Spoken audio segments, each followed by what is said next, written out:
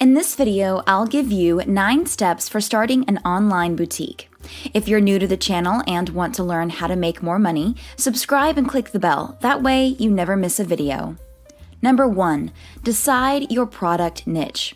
Being niche means that you aren't trying to appeal to everyone. Instead, you are trying to appeal to a specific target audience. When you start an online boutique, including a fashion boutique, it's important that you specialize in a specific niche. You need to aim for a small, unique, and specialized portion of the population. For example, maybe you're wanting to sell children's clothes, men's hats, or hand-beaded necklaces. It's important to keep your ideal customer in mind. Think about the types of products that they would want to buy.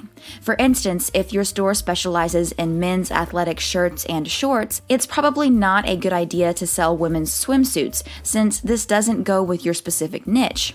On the other hand, selling accessories like shoes, jackets, and socks would be a great fit for your store. You also want to make sure that your store has the potential to bring back returning customers. It's a lot easier to get an existing customer to buy something again than it is to get a new customer, so you want to offer products that keep your customers coming back for more.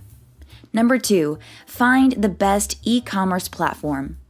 Building an online boutique means that you have to choose an e-commerce platform. There are lots of great options to help you create an e-commerce website, even if you have no prior experience.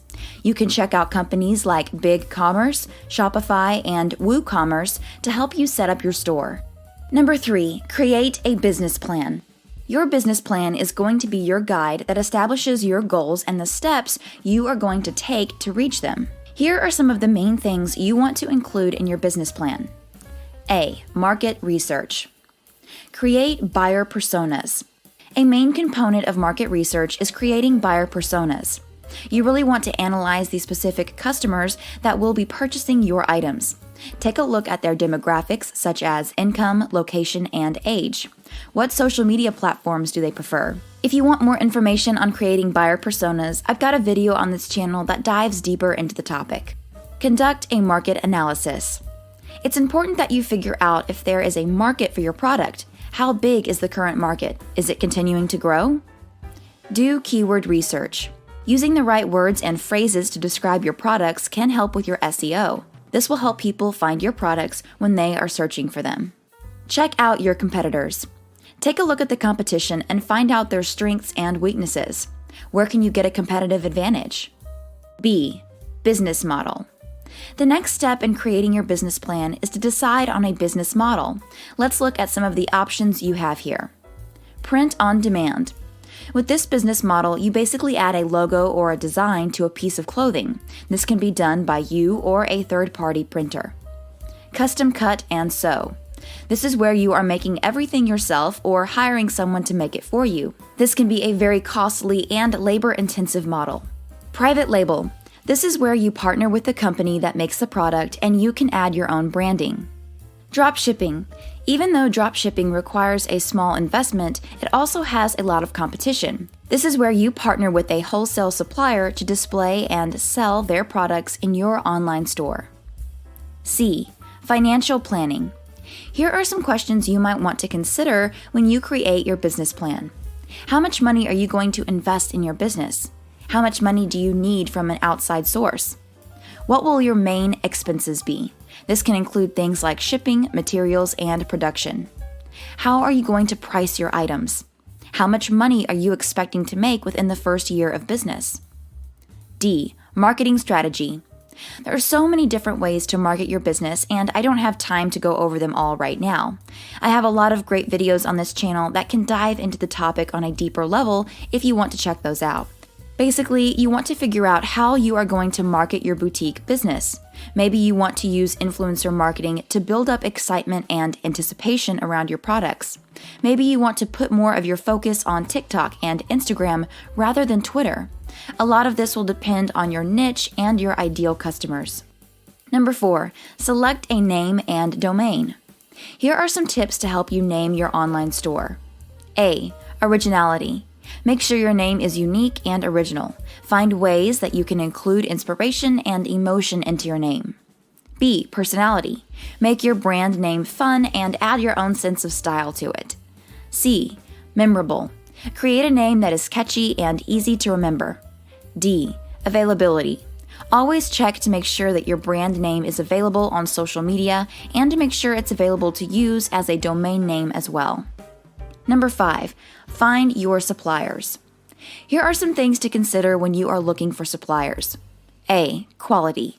Make sure the quality of the product is top-notch and up to your standards. It's a good idea to get samples of the product so you can know exactly what to expect. B. Communication. Make sure that your supplier is easy to get in touch with and is easy to communicate with. C. Check out reviews. Try to find reviews of the supplier and see if they have a history of success. Number 6. Create your website. Here are some of the steps you will be taking when you create your website. A. Choose a theme or template.